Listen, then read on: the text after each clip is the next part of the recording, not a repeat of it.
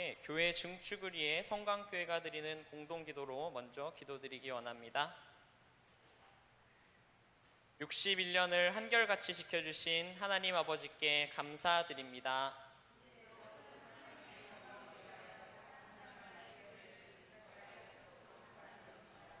먼저 저희 성광의 가족들에게 성광교회를 통해 주시는 복이 충만하게 하옵소서.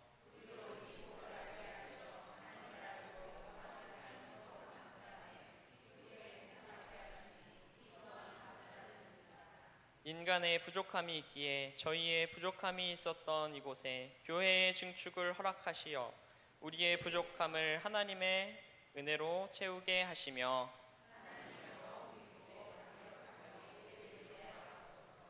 주께서 건물이 지어지는 이곳에 임하시어 기술자들과 전문가들의 손과 마음이 하나님의 손과 마음이 되게 하시어 자신의 소유를 다 드린 스데반과 두렙돈의 전부를 드린 과부,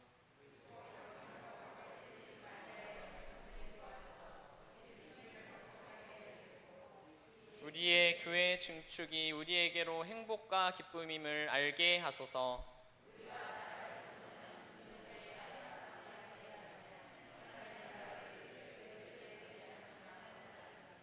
이제 우리의 삶의 터전인 성광교회를 증축함으로 아버지께 영광을 돌립니다.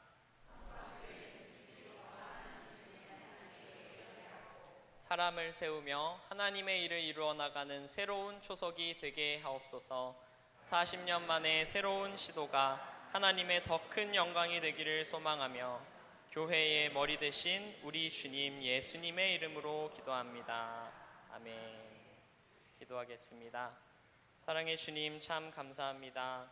이렇게 오후에도 우리에게 은혜 주시기 원하셔서 그리고 우리도 주님께 은혜 받기를 원하는 마음으로 이 시간 말씀의 자리 앞에 나오게 하시니 감사합니다. 우리들 이 시간 듣는 모든 말씀 속에 주님께서 은혜 위에 은혜를 더하시고 깨닫게 하시는 영을 주시어서 우리들이 그 말씀을 깨달아 암과 동시에 우리 삶을 통하여 말씀을 이루어 나가는 귀한 일들이 일어나게 인도하여 주옵소서. 감사드리오며 예수님 이름으로 기도합니다. 아멘. 그리스도인이란 어떤 사람일까요? 네, 맞습니다. 오늘은 조금은 익숙한 이것을 함께 나누고자 합니다.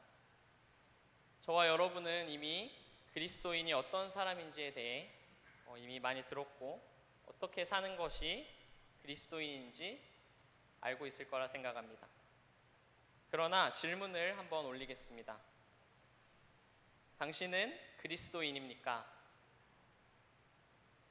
묻는 질문에 내가 그리스도인입니다 하고 자신 있게 대답하지 못할 때가 있습니다.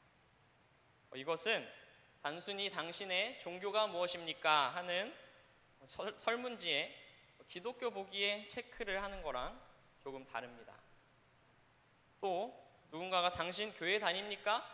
하는 질문에 네, 저는 교회 나갑니다 라고 대답하는 것과도 조금 차이가 있습니다. 그 이유는 바로 당신은 그리스도인입니까? 하는 질문은 바뀔지도 모르는 기호에 대한 것이 아니고 한 사람의 정체성을 묻는 질문이기 때문입니다. 그리스도인이라는 것은 그 자체로 하나님의 아들의 명칭을 담고 있는 거룩한 호칭입니다. 또 말씀에 정식으로 기록되어 있는 불릴 만한 자격 있는 자들에게 하나님이 주신 호칭입니다. 그래서 오늘은 사도행전 11장에서 제자들이 처음으로 그리스도인이라고 불리게 된 역사적인 장면을 통해서 그리스도인이 누구인지 다시 한번 돌아보셨으면 좋겠습니다. 그래서 그리스도인의 정체성을 확고하게 회복하는 시간 되시기를 주님의 이름으로 축복합니다. 어떻게 안디옥 교회 교인들이 그리스도인이라고 불리게 되었을까요? 이것을 나누려면 오늘 본문의 배경이 사도행전의 어디쯤에 위치한 것인지 먼저 알 필요가 있습니다. 사도행전은 1장 8절에서 예수님이 하신 약속의 말씀, 즉 오직 너희에게 성령이 임하시면 너희가 권능을 받고 예루살렘과 온 유대와 사마리아와 땅끝까지 이르러 내 증인이 되리라 하시리라 한 말씀이 성취되어가는 과정을 담고 있는 책입니다.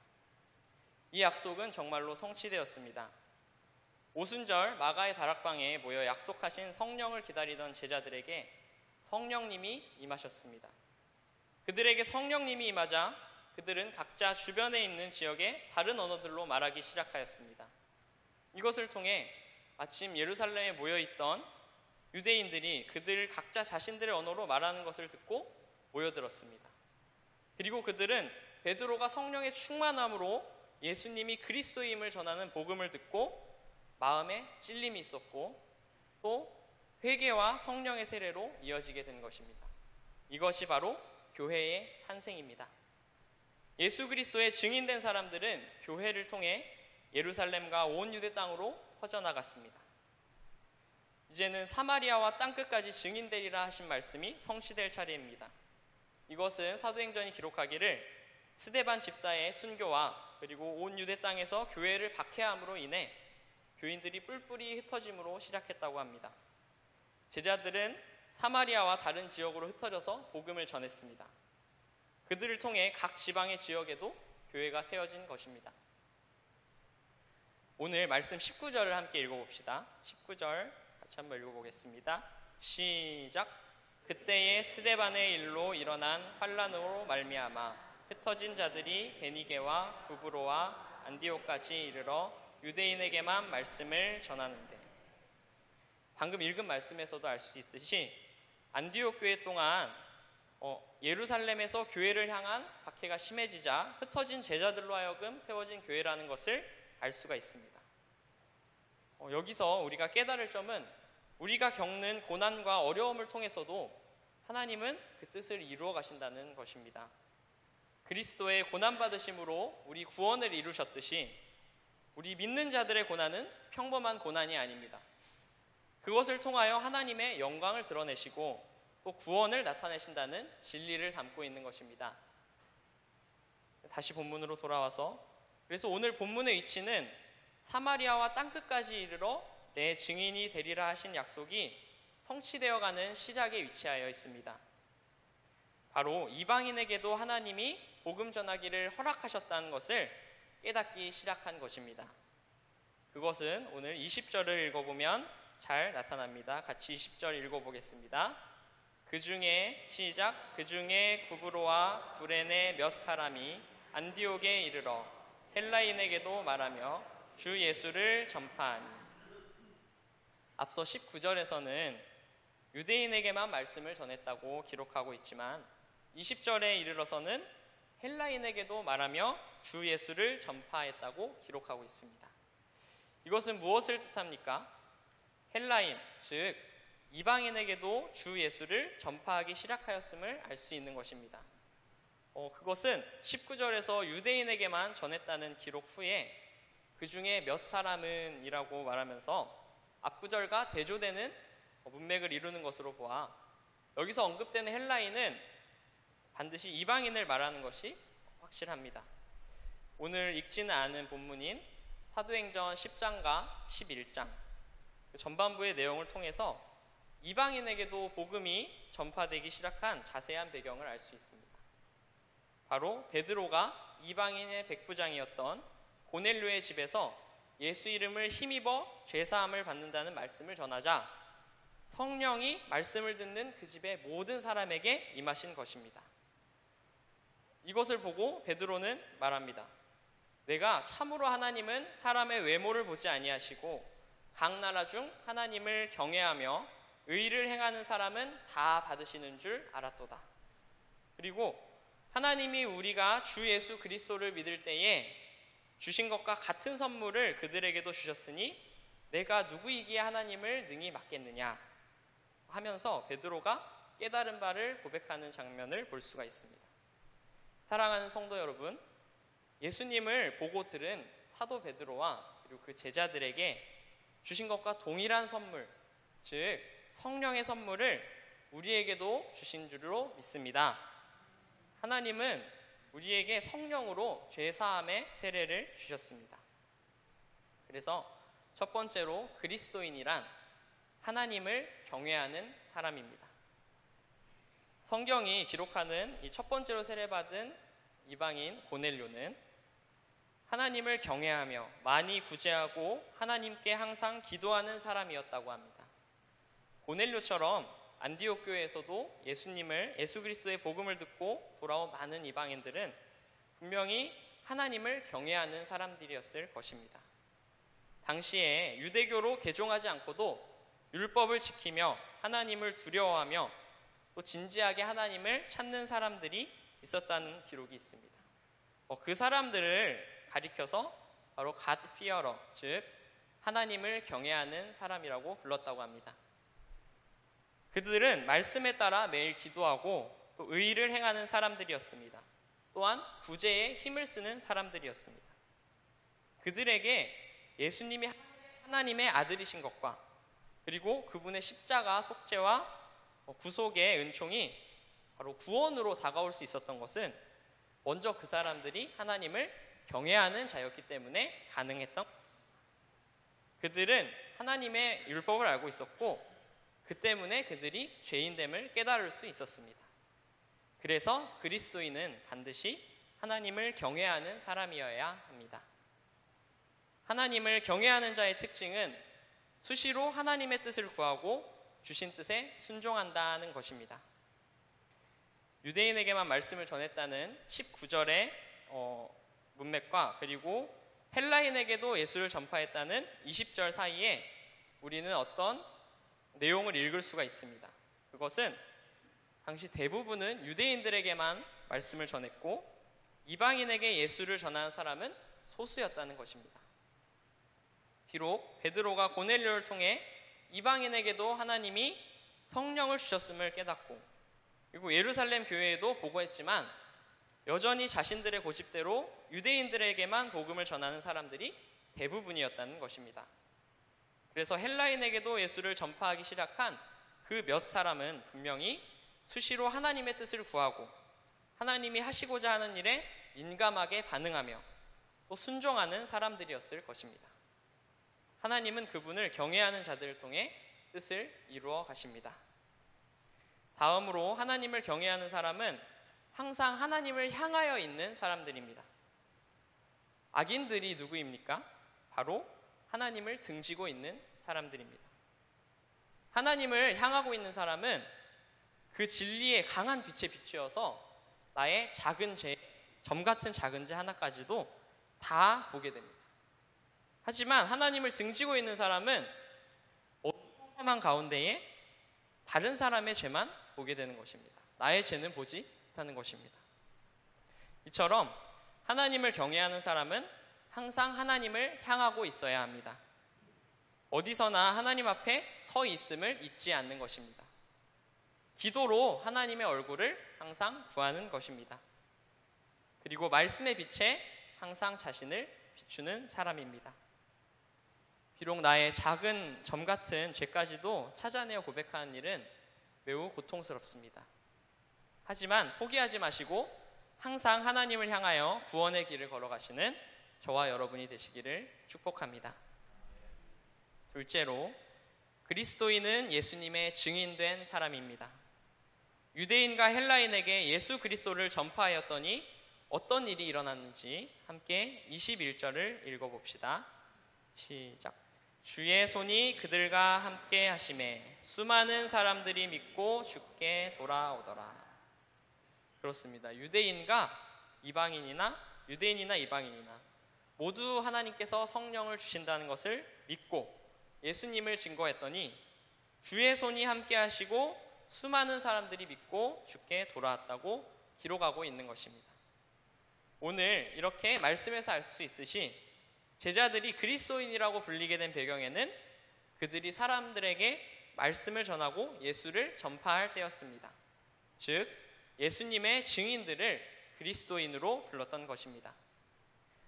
안디옥 교회에서 이렇게 이방인들과 유대인들이 많은 무리가 예수를 믿고 돌아온 소식을 예루살렘 교회가 듣게 되었습니다. 그래서 예루살렘 교회는 바나바를 안디옥 교회에 보내게 됩니다. 안디옥으로 보내진 바나바는 어떤 사람이었을까요? 24절을 같이 읽어봅시다. 바나바는 착한 사람이요 성령과 믿음이 충만한 사람이라. 이에 큰 무리가 주께 더하여 지더라. 사도행전의 저자인 누가는 바나바를 착하고 성령과 믿음이 충만한 사람이었다고 기록하고 있습니다. 이것은 분명히 바나바가 신실한 예수님의 증인이었다는 것을 의미합니다.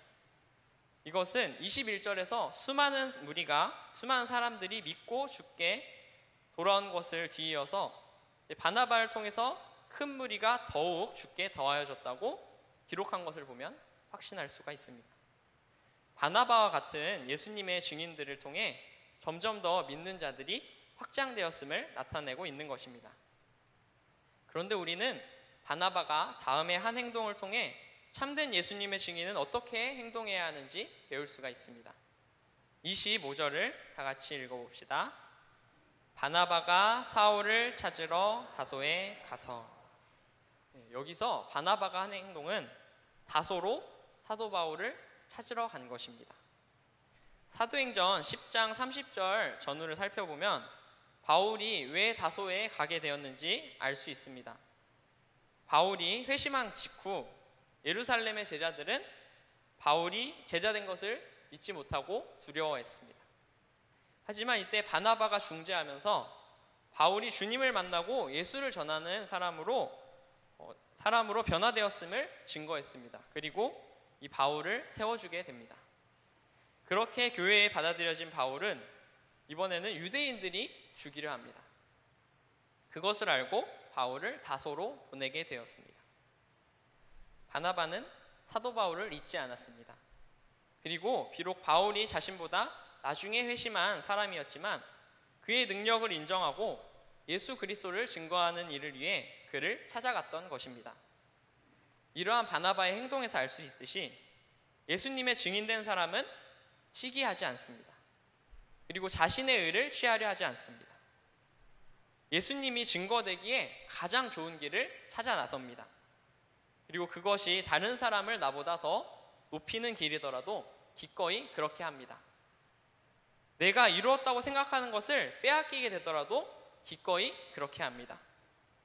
예수님의 증인된 사람은 주 안에서 형제요 자매된 지체를 인정해주고 감싸주어야 하는 것입니다. 그것이 예수님을 증거하는 길이라면 말입니다. 그러한 그리스도인 되시기를 주님의 이름으로 축복합니다. 셋째로, 그리스도인은 하나님과 동행하는 사람입니다. 하나님과 동행한다는 것은 좀 더 정확한 표현으로 주께 머물러 있는 사람입니다. 이것을 오늘 말씀이 증언하고 있습니다. 같이 23절을 읽어봅시다. 그가 이르러 하나님의 은혜를 보고 기뻐하며 모든 사람에게 굳건한 마음으로 주와 함께 머물러 있으라 권하니. 방금 읽은 말씀은 바나바가 안디옥 교회에게 권면하는 말씀이었습니다. 바로 모든 사람에게 굳건한 마음으로 함께 머물러 있으라 권했던 것입니다. 우리가 어떻게 주님과 머물러 있을 수 있을까요? 그것은 먼저 겸손함으로 하나님께 영광을 올려드리는 것입니다. 23절에 보면 바나바는 하나님의 은혜를 보고 기뻐했다고 합니다. 이것은 바나바가 진심으로 하나님의 영광만을 바라고 그리스도의 영광만을 바라는 참된 경건의 모습을 가진 그리스도인이었다는 것을 밝혀줍니다. 참된 경건은 마지못해 하는 것이 아닙니다. 또 억지로 말씀에 따르는 것도 아닙니다. 참된 경건에는 기쁨이 따르는 것입니다. 바나바는 예루살렘에서 안디옥까지 파송되어 먼 길을 왔지만 그가 본 것은 하나님의 은혜였고 교회를 통해 그리스도께서 영광 받으시는 것은 그에게 큰 기쁨이었던 것입니다. 성도의 삶에서 기쁨이 사라지고 시기와 악의가 때때로 올라오는 원인은 남보다 혹은 하나님보다 자신을 추켜 세우려 할 때 있습니다. 그리스도의 영광보다는 자신의 영광에 더욱 집착할 때 하나님의 은혜를 발견하지 못하는 것입니다. 왜냐하면 교만한 자에게서는 하나님의 영이 떠나가시기 때문입니다. 이것은 성경 속 수많은 인물들로 하여금 잘 증명된 것입니다. 대표적으로 사울왕도 처음에는 얼마나 하나님의 영과 함께하던 사람으로 기록되어 있습니까? 하지만 사무엘 선지자가 말하듯 사울은 아말렉의 모든 것을 진멸하라는 하나님의 명령을 어기고 자신이 보기에 좋은 것들을 남겨놓았습니다. 그는 그것으로 제사 드릴 것이라 말했지만 실상은 제물에 대한 아쉬움으로 하나님께 드릴 영광을 자신이 취한 것입니다. 여호와의 영이 이런 사울을 떠났음을 성경은 말합니다. 그리고 순종이 제사보다 낫다고 사무엘은 말합니다. 여기서 우리가 알 수 있는 것은 하나님께 머물러 있어야만 우리가 죄로부터 멀어질 수 있다는 것입니다. 하나님의 은혜를 바라보지 못하고 자신이 영광을 취하려 할 때에 허다한 죄들이 시작되는 것입니다. 그러나 우리가 항상 하나님의 은혜를 찾고 자신을 낮추면 우리가 하나님께 머물러 있을 수 있습니다. 또한 죄로부터도 멀어질 수 있습니다. 그렇게 그리스도께서 영광을 받으시는 것입니다. 바나바를 일컬어 착한 사람이요 성령과 믿음이 충만한 사람이었다고 말하는 것도 다 이와 같은 맥락에 있는 것입니다. 그는 성령으로 충만한 사람, 즉 늘 하나님 곁에 머물러 있는 사람이었습니다. 그리고 그러한 바나바가 안디옥 교회 사람들에게 굳건한 마음으로 주와 함께 머물러 있으라 하며 권면합니다. 이것은 우리에게도 권면하는 말씀임을 믿으시기 바랍니다. 이것은 구체적으로 예배의 자리를 지키는 것일 수도 있습니다. 또는 기도의 자리를 지키는 것일 수도 있습니다. 아니면 의로운 결단을 실행에 옮기는 것일 수도 있는 것입니다. 머무르는 것은 시간과 노력을 사용합니다. 그리고 하나님이 약속하신 것을 기다리는 것입니다. 오순절까지 예루살렘에 머물어 약속하신 성령을 기다린 제자들처럼 또 안디옥 교회에 머무르며 하나님의 큰 능력을 보았던 여러 성도들과 바나바처럼 성광교회를 통해 하나님의 은혜에 머물러 계시는 저와 여러분 되시기를 주님의 이름으로 축복합니다. 이제 마지막 26절을 함께 읽어보겠습니다. 만남에 안디옥에 데리고 와서 둘이 교회에 1년간 모여 있어 큰 무리를 가르쳤고 제자들이 안디옥에서 비로소 그리스도인이라 일컬음을 받게 되었더라. 아멘. 제자들이 비로소 그리스도인이라 일컬음을 받았습니다. 그리스도인이라 불리는 것은 얼마나 명예롭고 기쁜 일입니까? 이것은 그리스도에게 속한 사람이라는 것을 뜻합니다. 여기서 우리가 주목할 점은 그들이 스스로 자칭 그리스도인이라고 한 것이 아니라 그리스도인이라 일컬음을 받게 되었다는 것입니다. 다시 말해 다른 사람이 그들을 그리스도인이라 불러주었다는 것입니다. 우리가 어떨 때 다른 사람이 우리들을 보고 그리스도인이라고 부를 수 있을까요? 이것은 우리를 통해 예수 그리스도의 살아계심이 나타나야만 가능한 일입니다. 서로의 모습에서 주님의 살아계심을 체험해야 하는 것입니다. 이러한 우리 성광교회 여러분들 되시기를 주님의 이름으로 축복합니다. 그래서 이렇게 주변의 사람들과 성도분들과 인사하셨으면 좋겠습니다. 당신에게서 그리스도의 향기가 납니다.